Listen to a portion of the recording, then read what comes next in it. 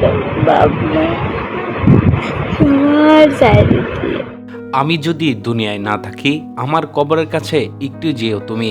আমার একা থাকতে ভয় করে, একটু যেও তুমি। তোমাকে অনেক ভালোবেসে বাপ মা ছেড়ে আসছিলাম। আমি আর মানসিক যন্ত্রণা নিতে পারছি না। স্বামীর উদ্দেশ্যে এমন আবেগঘন ভিডিও বার্তা রেখে আত্মহত্যা করেছেন মেঘনা খাতুন নামের এক গৃহবধূ। মৃত্যুর আগে ধারণ করা ওই ভিডিও বার্তায় স্বামীর বিরুদ্ধে পরক্রিয়া আর শ্বশুরবাড়ির লোকজনের বিরুদ্ধে নির্যাতনের অভিযোগও তুলে গেছেন তিনি। তার আবেগঘন সেই ভিডিও সামাজিক মাধ্যমে ছড়িয়ে পড়লে এলাকায় চাঞ্চল্যের সৃষ্টি হয়েছে। গতকাল সোমবার ৩ আগস্ট সকালে রাজশাহী মেডিকেল কলেজ হাসপাতালে চিকিৎসাধীন অবস্থায় মৃত্যু হয় মেঘনা খাতুনের। তার আগের দিন রবিবারে নিজ ঘরে আত্মহত্যার জন্য গলায় ফাঁস দেন তিনি।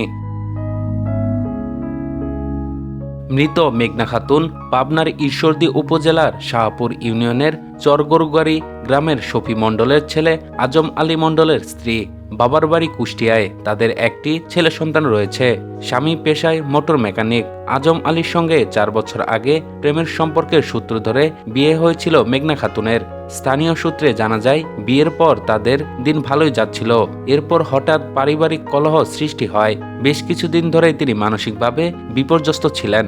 মৃত্যুর আগে একটি ভিডিওতে তিনি নিজের উপর নির্যাতনের অভিযোগ তুলে কয়েকজনের নাম উল্লেখ করেন।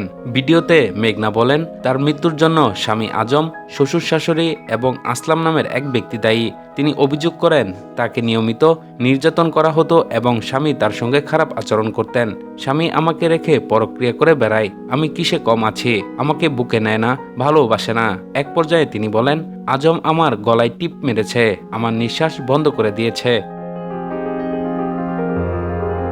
ভিডিওতে কান্নাজড়িত কণ্ঠে মেঘনা আরও বলেন হাসপাতাল থেকে বাড়িতে ফেরার পরও তার উপর অত্যাচার বন্ধ হয়নি। নিজের সন্তানের ভবিষ্যৎ নিয়ে উদ্বেগ প্রকাশ করে তিনি বলেন তার ছেলে যেন বাবার পরিবারেই থাকে এবং মাঝে মধ্যে নানির বাড়িতে যেতে পারে।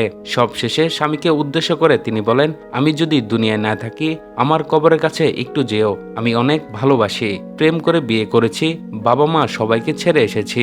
আমি আর মানসিক টেনশন নিতে পারছি না। আমার মোবাইল ফ্রিজের মাথার উপর রাউটারের বক্সে ভিতরে থাকবে। আমার মোবাইলের লক 3316 খুলে সবাই দেখো। ঘটনার পর থেকে অভিযুক্ত স্বামী ও তার পরিবারের সদস্যরা আত্মগোপনে থাকায় তাদের বক্তব্য পাওয়া যায়নি।